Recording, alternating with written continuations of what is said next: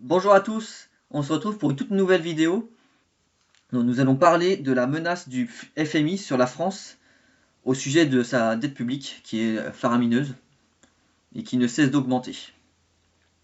Alors avant toute chose, nous allons voir qu'est-ce que signifie le FMI.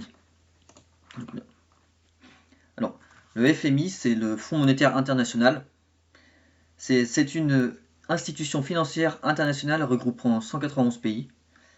Elle a pour objectif de promouvoir la coopération monétaire mondiale, assurer la stabilité financière, faciliter le commerce international, œuvrer en faveur d'un emploi élevé et d'une croissance économique durable, faire reculer la pauvreté dans le monde. Et puis également, elle peut mettre les États sous tutelle comme on a pu le voir il y a quelques années avec le cas de la Grèce. Nous allons voir maintenant le compte-rendu du Fonds monétaire international au sujet de la France. Alors, je vous ai pris quelques... Je vais vous lire cela, j'ai pris deux passages que je vais vous lire. Alors, premièrement, l'économie française a fait preuve de résilience en dépit d'une forte incertitude. Le processus de désinflation est bien engagé et le marché de travail reste robuste. Cependant, compte tenu du niveau élevé et croissant de la dette, ainsi que des vents contraires au niveau national et international qui freinent la reprise, il est nécessaire de redresser les finances publiques et de poursuivre des réformes structurelles pour stimuler une croissance durable. L'engagement des autorités françaises à ramener le déficit en dessous de 3% du PIB d'ici à 2029 est bienvenu et doit être étayé par un ensemble de mesures bien définies et crédibles. Il est crucial d'avancer sur l'agenda de réformes structurelles de la France pour stimuler la productivité et faciliter la consolidation des finances publiques. Bien que le secteur financier demeure résilient, la France doit poursuivre ses bonnes pratiques de supervision afin de s'adapter à un paysage financier de plus en plus complexe. Les efforts continus de la France pour approfondir le marché unique européen demeurent essentiels pour soutenir son économie et renforcer sa capacité à résister aux chocs. C'est le compte-rendu, c'est la conclusion de ce qu'a dit le Fonds monétaire international sur la France. Comme vous pouvez le voir, Paris-France le 22 mai. Donc vous voyez qu'elle a été... C'est un entretien de la France entre le 12 et le 22 mai. Donc c'était hier. Parce que je tourne cette vidéo le 23 mai.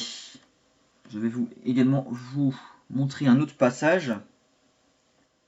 Voilà celui-ci.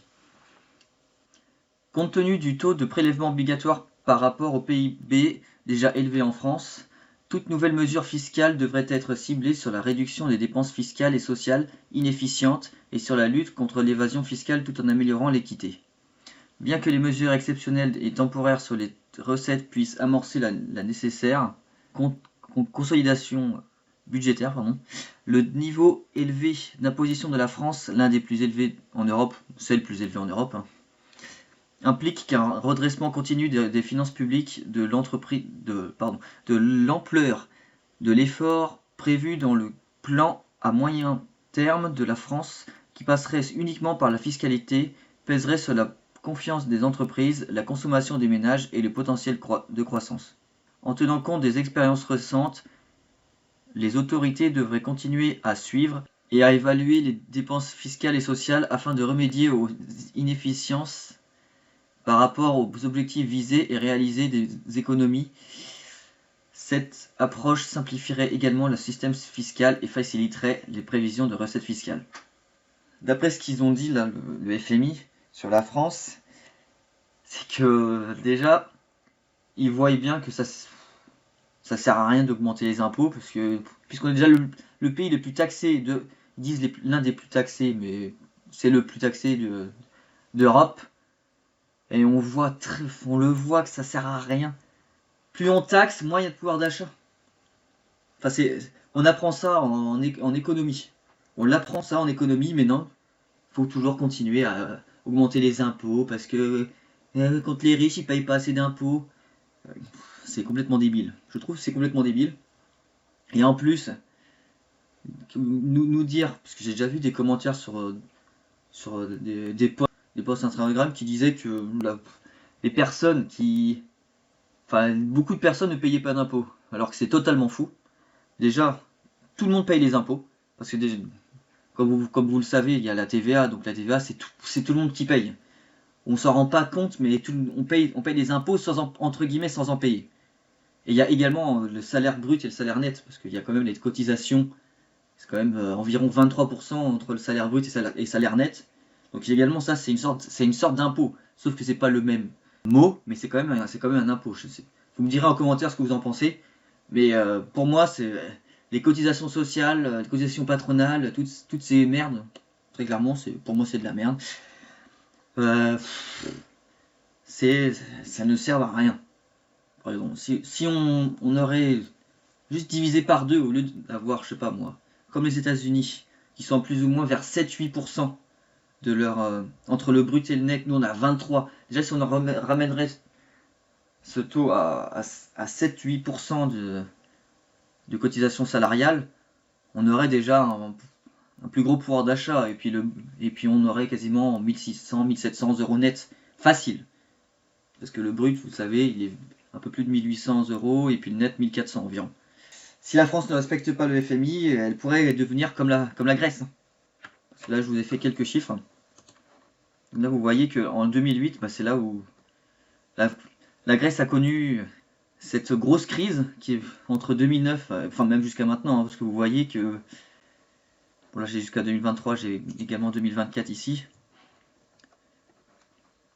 On le voit, que le PIB en 2008 était de 352 milliards.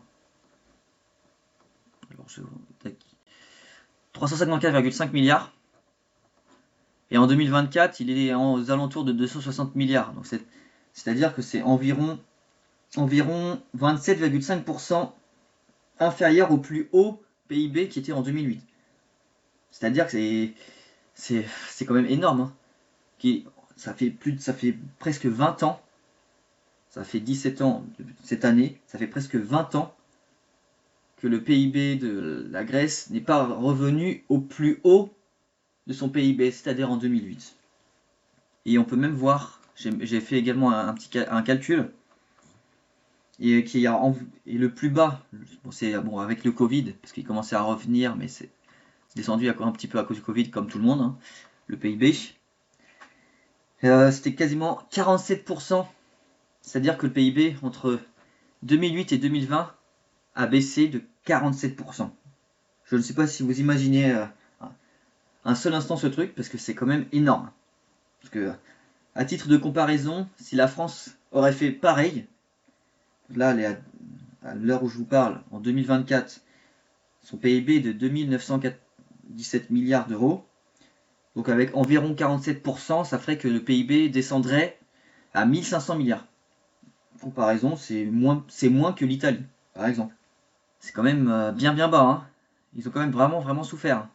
Parce que j'avais regardé par rapport à l'euro-dollar, parce que là c'est en dollars. Donc en 2008, 354 milliards de dollars, ça équivaut environ à 284 milliards d'euros en PIB. Et donc là, ce qu'on va voir, c'est que la dette, c'était il y a un petit bout de temps maintenant, mais elle a été remboursée à hauteur de 1850 milliards. Donc ça, c'était fin avril 2022. C'était il y a déjà 3 ans maintenant. Mais quand même, vous imaginez 1850 milliards.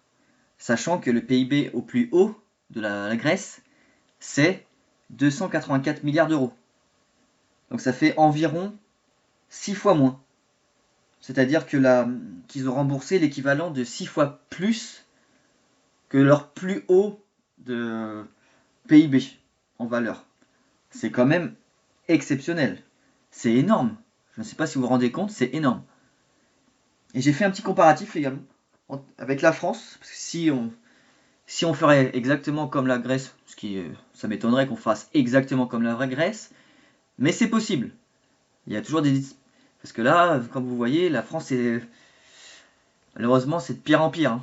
C'est de pire en pire. Donc là, on verrait que comme je vous ai dit tout à l'heure, que le PIB au plus bas irait vers 1500 milliards. Ce n'est que des affirmations.